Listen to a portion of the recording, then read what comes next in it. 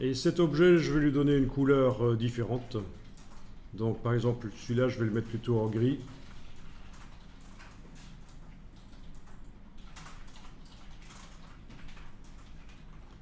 Et je vais lui donner une largeur de 20. 20. Voilà. 20, touche tabulation, ça valide, et on voit qu'il fait 20 pixels de large celui-là.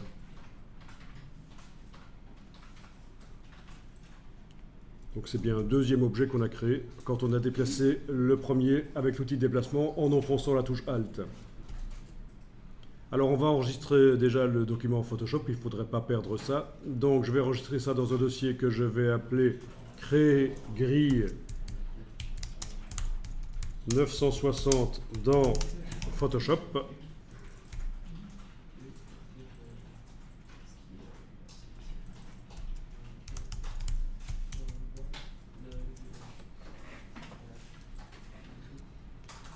Je vais déplacer l'objet gris sans enfoncer la touche Alt. Je le déplace, il devrait aller se coller contre l'autre. Donc vous voyez ce qu'on est en train de créer là, c'est ce qu'on voit ici, c'est les espacements entre les bandeaux.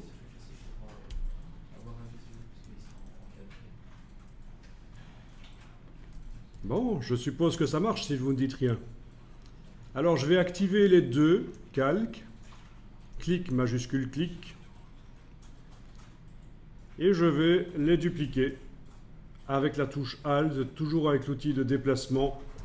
Je vais les dupliquer. Et je colle à chaque fois. Ben oui, tant qu'à faire, autant faire en sorte que ça aille directement coller. Donc là, j'arrête pas d'enfoncer la touche Alt et je duplique chaque fois les deux objets. Et ça fait des copies.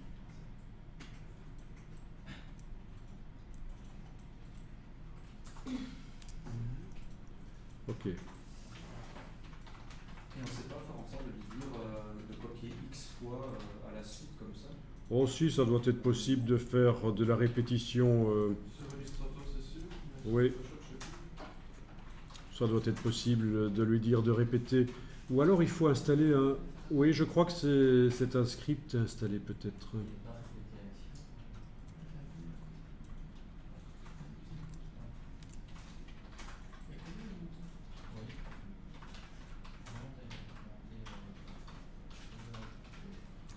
Bon.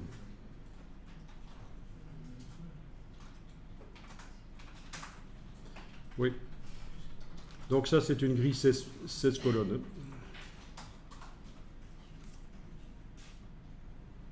Ok.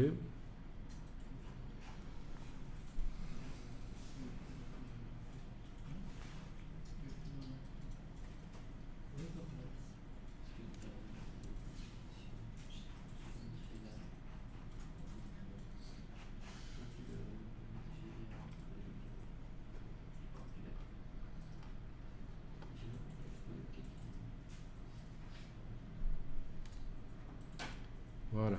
Puis j'ai été sélectionner un des calques qui contient l'objet gris et j'ai dupliqué. Voilà, voilà. Il faut recentrer le tout, mais alors combien est-ce qu'on a de colonnes? 3, 4, 5, 6, 7, 8, 9, 10, 11, 12, 13, 14, 15, 16. Oui, 16 colonnes.